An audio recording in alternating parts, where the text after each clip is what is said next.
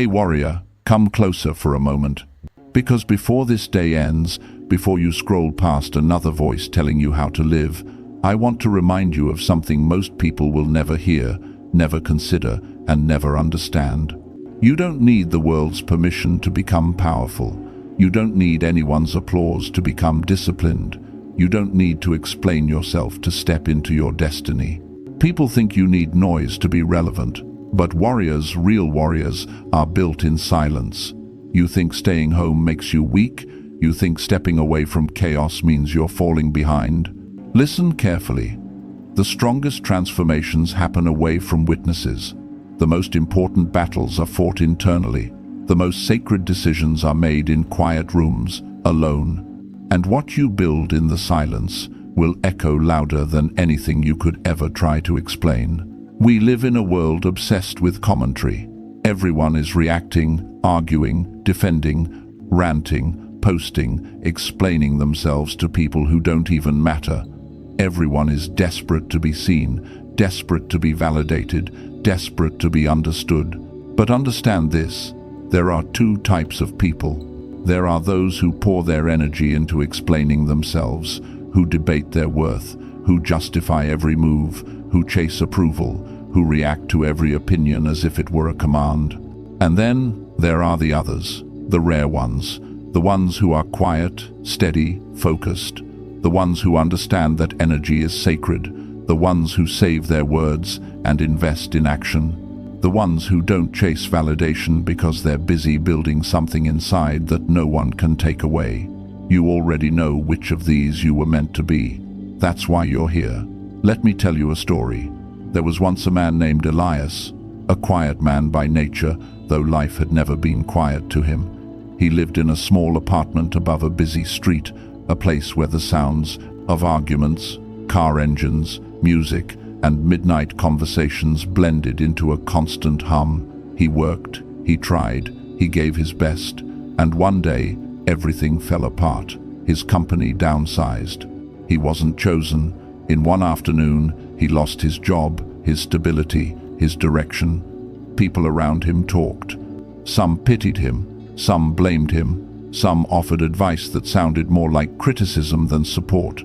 You should have planned better. You should have seen this coming. What are you going to do now? You were always too quiet. You need to explain yourself. But he didn't. Not because he was too proud, but because deep down he felt something shifting, something ancient, something essential. He remembered something his grandfather told him when he was a child. His grandfather was a simple man, but with a mind shaped by hardship, shaped by philosophy, shaped by the kind of wisdom that only comes from surviving storms. "Elias," he said once, sitting with him on a wooden porch at sunset, "never waste your breath defending yourself. A tiger does not explain its stripes. A storm does not justify its thunder. Do what you must. Let your actions speak." Those words sat inside Elias for years, like a seed waiting for rain. And now the rain had come in the form of adversity. The first nights after he lost his job were heavy. He lay awake, staring at the ceiling, feeling the weight of fear pressing against his chest. Everyone expects resilience to feel powerful, but it doesn't. At first, it feels like breaking. It feels like drowning. It feels like failing. But Stoicism teaches something most people miss. You don't need to feel strong to be strong. You just need to do what is within your control. Again and again, quietly, persistently. So while others talked, he stayed home. While others gave him advice, he practiced discipline. While others tried to analyze what went wrong, he focused on what he could do next.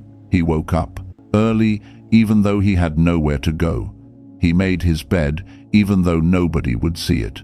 He exercised with weights that felt heavier on his spirit than on his muscles.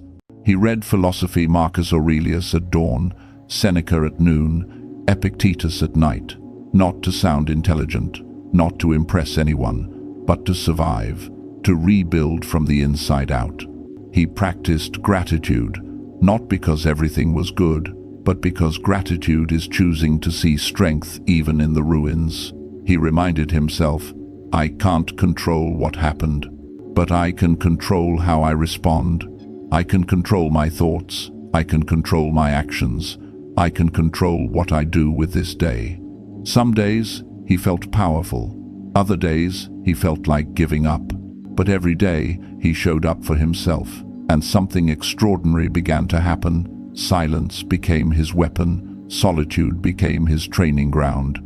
And discipline, quiet, repetitive, unglamorous discipline, became his freedom. While others continued talking about him, analyzing him, predicting his future failures, he was becoming someone different, someone steadier, someone calmer, someone wiser, someone dangerous in the most beautiful way. One morning, months into his silent rebuilding, he received a message from a former colleague. It was short, almost casual. "I've noticed you've been quiet. Everything okay?" He smiled. The kind of smile that comes from deep understanding. People always notice your silence once you stop defending yourself. He responded simply, "I'm working." Because that was the truth. He wasn't working for a paycheck. He was working for his soul. He was working for his peace. He was working for the version of himself he knew he was meant to become. And the universe has a strange way of responding to people who commit to silent improvement. Opportunities began to appear, not because he chased them desperately, but because he had become someone who could handle them. He built a small business from home. It grew slowly, steadily, honestly. He made decisions he once felt too unsure to make. He walked with a confidence that didn't need volume. He spoke less, but meant more. He didn't argue. He didn't justify. He didn't rush to correct people's opinions of him. He had become a Stoic in the modern world, not by reciting quotes, not by pretending to be emotionless, but by mastering the only battlefield that truly matters, his mind. He learned the difference between reacting and responding. Reacting is emotional, responding is intentional. Reacting is loud, responding is quiet. Reacting is about ego, responding is about wisdom, and wisdom always wins. Months later, when people finally saw the results of his silence, his progress, his stability, his newfound strength, they asked him the question he had been expecting all along: how did you do it? He didn't give a speech. He didn't explain his suffering. He didn't tell them how lonely the nights were, how heavy the fear felt, how many tears he wiped away in the dark. He didn't describe the battles he fought alone in that small apartment above the noisy street. He simply said, "I focused on what I could control," and that was enough, because it was true. But here's the deeper truth. Sometimes the best thing you can do for your future, for your mental health, for your peace, for your transformation, is to stay home, to be alone, to be quiet, to build. People think staying home is running away, but sometimes it is the bravest thing you can do, because when you stay home with purpose, with discipline, with intention, you face the version of yourself you can no longer ignore. You confront your fears head-on. You remove distractions. You eliminate noise. You create space for the real you to emerge. Staying home isn't closing yourself off from the world. It's opening yourself up to mastery. Let me ask you something. Why explain yourself to people who do not carry the weight of your struggles? Why defend your choices to those who have never lived a single day in your shoes? Why waste energy proving your worth when you could spend that energy becoming your worth? You do not owe explanations for protecting your mental health, for rebuilding, for resting, for healing, for grinding in silence, for choosing yourself. Remember, a tree grows in silence. A masterpiece is created in silence. A warrior trains in silence. And you are building a life that will not require explanation. Listen closely. You do not need to tell people you are working. They will see it. You do not need to justify your solitude. Your strength will reveal it. You do not need to broadcast your goals. Your results will speak for them. Marcus Aurelius wrote that the best revenge is not anger, but becoming the person you were meant to be. And Seneca taught that time is our most precious resource, wasted most often on explaining ourselves. Epictetus reminded us that freedom begins when we stop worrying about things outside our control. You know what's outside your control? Their opinions, their expectations, their judgments, their misunderstandings, their gossip, their noise. Let them talk, let them assume, let them misunderstand. That is their path, not yours. Your path is discipline. Your path is resilience. Your path is inner stillness. Your path is silent execution. Let your daily actions become your philosophy. Let your consistency become your language. Let your growth become your argument. Let your progress become your response. Because at the end of the day, the world doesn't need another explanation. It needs another example. And that example is you. Stay home when you need to. Disappear when you must. Train in the dark. Heal in private. Study in silence. Work without applause. Build without approval. Rise without announcement. Then walk back into the world as someone who does not tremble at opinions, does not bend for validation, does not lose themselves trying to be understood. A warrior, calm, grounded, unshakable. Your life is your expression. Your actions are your philosophy. Your discipline is your power. Your silence is your statement. And the world will feel it. It won't be able to ignore it.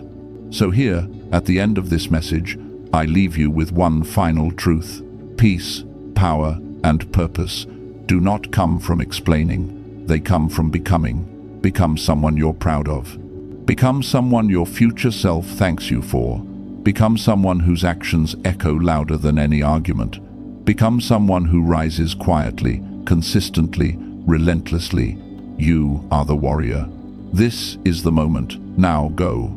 Not to talk, not to justify, not to react, but to act, to build, to grow, to become. Before you go, warrior, let me take you deeper, because your transformation is not a moment, but a journey. And journeys require more than one spark. They need a fire that burns long after the world goes quiet again. You see, the world has trained you to think that progress is loud. People show off their routines, their accomplishments, their lifestyles, their highlight reels. But what nobody shows you is that the real work looks nothing like that. Real work happens on days when you feel tired but still choose to try. Real change begins in moments when you're tempted to break your routine but stay disciplined instead. Real growth is invisible until suddenly it isn't. That's why the Stoics taught that success is not a single victory, but a collection of small, repeated choices. Not a flash of greatness, but a commitment to the process. Not applause, not validation, not recognition, just consistent, grounded action. And sometimes that journey requires you to retreat, not out of fear, but out of intention. Imagine a Roman soldier sharpening his sword. No one sees him. No one praises him. No one claps for the hours he spends in silence, preparing for battle. But when the battle comes, his silence becomes strength, his preparation becomes power, his effort becomes victory. That is you right now. You are sharpening the sword of your mind. You are strengthening the muscles of discipline. You are practicing the art of control, controlling your reactions, your thoughts, your behaviors, your energy. And let me tell you something, many people will never understand. It is harder to train the mind than to train the body.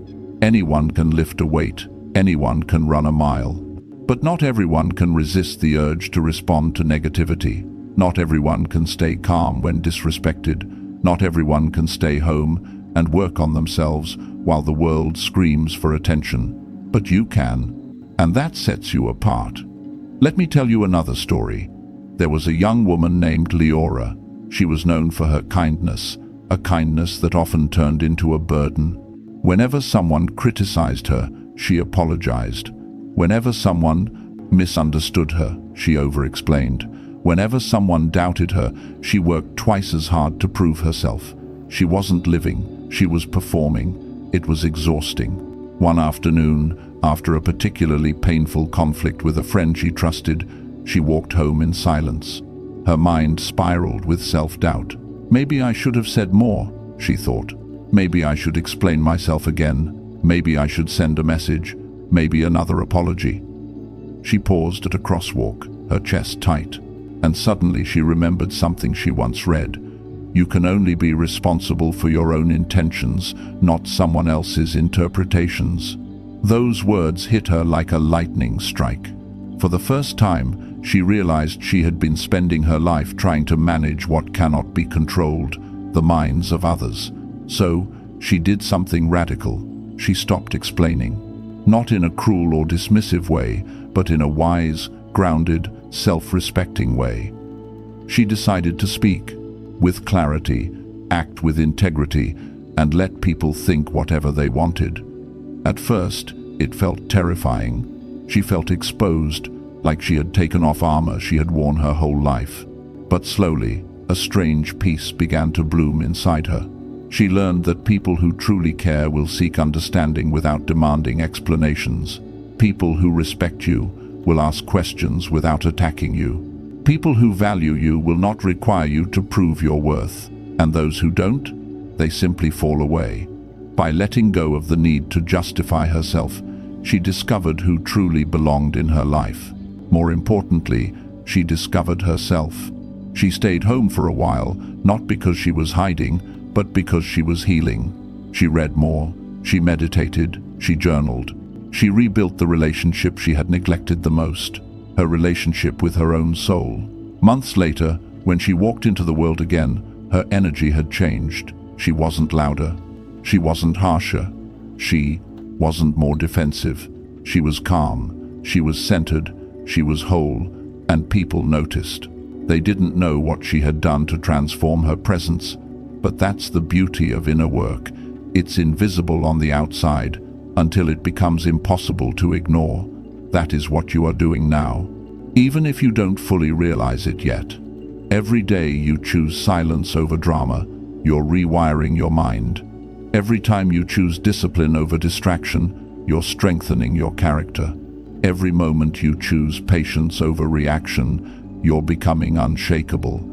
Every time you choose your peace over someone's approval, you're stepping into your power. Let me give you a truth most people avoid. Growth is uncomfortable because your old self fights back. It resists, it clings, it whispers old fears, old insecurities, old habits. But the Stoics knew something revolutionary. Discomfort is not your enemy, it's your teacher. Every moment you feel resistance to doing the work, that is the moment the work matters the most. Every time you want to explain yourself but choose silence, you win a battle inside your own mind. Every time you want to quit but choose action, you lay another brick in the foundation of your future.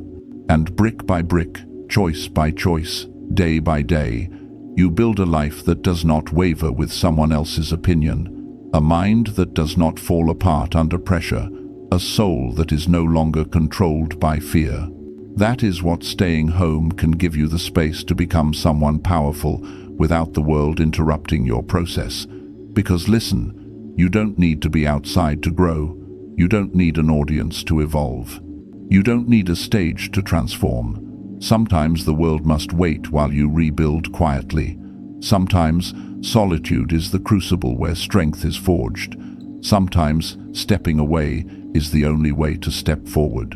And when you return, not with noise, not with explanations, but with presence, discipline, calm, and quiet power, they will feel the difference. They won't understand it, but they will respect it. Because the transformation you create in private will become undeniable in public. So, breathe. Let the world spin without you for a moment. Let the noise continue without your participation. Let the opinions float by without your reaction. You are not here to win arguments. You are here to win your life. Remember this. You are allowed to disappear into your own growth. You are allowed to say nothing and become everything. You are allowed to rebuild without reporting your progress. You are allowed to transform without telling anyone. You don't owe the world your words, you owe yourself your evolution. And every choice you make in this silence is shaping someone extraordinary, someone grounded, someone focused, someone disciplined, someone dangerous not because of aggression, but because of absolute inner mastery. That is your destiny. Not to impress, but to embody. Not to explain, but to act. Not to chase, but to become. The world will see you soon enough. But for now, stay home, warrior. Stay still. Stay focused. Stay committed. Stay in the fire of your own becoming. When you emerge, you won't need to say a word. Your presence will speak for you. Your strength will speak for you. Your silence will speak for you. And the world will listen.